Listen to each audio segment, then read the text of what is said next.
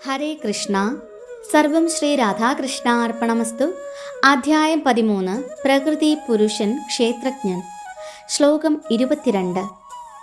പുരുഷഃ പ്രകൃതിസ്ഥോ he ഭുങ്ക്തേ പ്രകൃതിജാൻ ഗുണാൻ കാരണം ഗുണസംഗോസ്യ സത് അസത്യോ നിജന്മസു. വിവർത്തനം.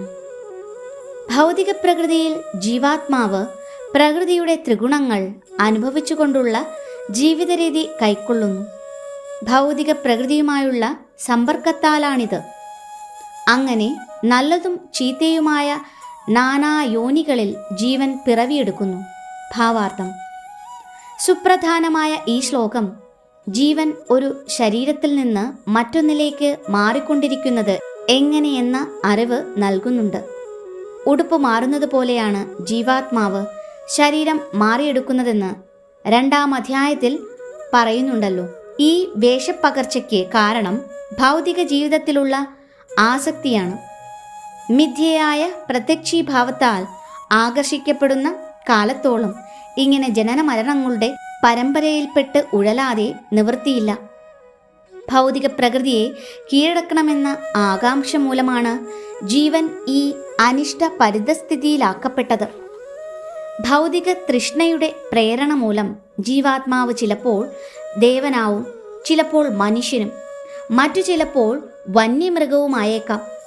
പക്ഷിയായും പുഴുവായും ജലജന്തുവായും പുണ്യാത്മാവായും മൂട്ടയായി പോലും ചിലപ്പോൾ പിറന്നുവെന്ന് വരാം. ഇത് അങ്ങനെ തുടർന്നുകൊണ്ടേയിരിക്കുന്നു. ഏത് രൂപമെടുത്താലും തൻ്റെ പരിതസ്ഥിതികളുടെ ആധിപത്യം തനിക്ക് തന്നെയാണെന്ന് ജീവൻ കരുതുന്നു. എന്നാൽ അത് ഭൗതിക പ്രകൃതിക്ക് അധീനനാണെന്നതത്രേ സത്യം. എങ്ങനെ ഈ വിഭിന്ന ശരീരങ്ങളിൽ പെട്ടുപോകുന്നു എന്ന് വിവരിച്ചു കഴിഞ്ഞു. പ്രകൃതിയുടെ വ്യത്യസ്ത ഗുണങ്ങളുമായുള്ള വീഴ്ചയാണിതിന് കാരണം. അതിനാൽ ഈ ത്രിഗുണങ്ങളിൽ നിന്ന് ഉയർന്ന് ആധ്യാത്മിക അവസ്ഥയിലെത്തണം. അതിനെ കൃഷ്ണാവബോധമെന്ന് പറയുന്നു. കൃഷ്ണാവബോധം ഉദിക്കാത്തവരെ ഭൗതികതാബോധം ഒരു ശരീരത്തിൽ നിന്ന് മറ്റൊന്നിലേക്ക് മാറിക്കൊണ്ടിരിക്കാൻ നിർബന്ധിക്കും. സ്മരണാതീത കാലം മുതൽക്കേ തന്നിൽ അടിഞ്ഞുകിടക്കുന്ന ഭൗതിക വാഞ്ചകളാണിതിന് കളമൊരുക്കുന്നത്. ഈ ധാരണ അയാൾ തുടച്ചു നീക്കണം. ആധികാരിക സ്രോതസ്സുകളിൽ നിന്ന് കേട്ടറിയുന്നത് കൊണ്ട് മാത്രമേ ഇത് സാധ്യമാവുകയുള്ളൂ.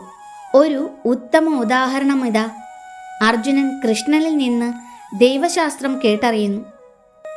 ഈ ശ്രവണ പ്രക്രിയയ്ക്ക് വിധേയനാകുന്ന ജീവാത്മാവിൽ നിന്ന് ഏറെ കാലമായി തന്നിൽ വേരൂന്നി നിൽക്കുന്ന ആഗ്രഹം, ഭൗതിക പ്രകൃതിയെ കീഴടക്കണമെന്ന വാശി താനേ മാഞ്ഞുപോകും.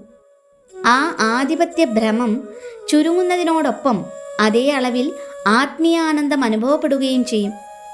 ഭഗവത് സാമീപ്യത്താൽ ഒരാൾ എത്രമാത്രം ജ്ഞാനിയായി തീരുമോ അത്ര തന്നെ സച്ചിദാനന്ദം അനുഭവിക്കുന്നുവെന്ന് വേദോക്തിയുണ്ട്.